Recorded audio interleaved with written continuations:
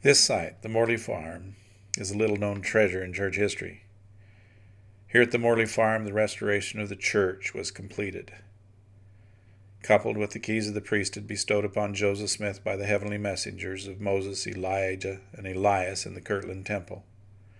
It's here that the church is truly organized as a priesthood organization to administer the gospel.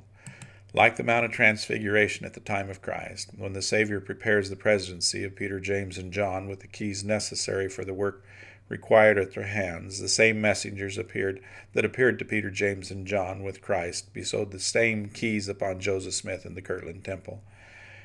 The first presidency here at the Morley Farm is organized. The quorum of the 12 apostles, responsible for the gospel going throughout the world, takes place here at the Morley Farm.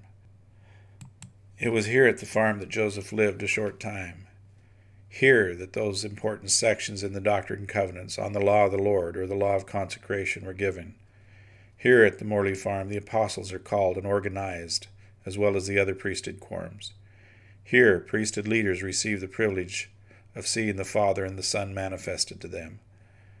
The great prophecy of Joseph Smith about the stone cut out of the mountain and the rise and spread of the church in the last days that would not only fill North and South America, but eventually fill the world, was uttered in the schoolhouse here on the Chillicothe Road.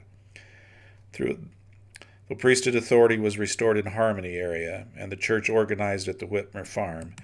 It was in Kirtland that the quorums were actually organized with the keys, which organization and keys are required to administer the gospel to members of the church.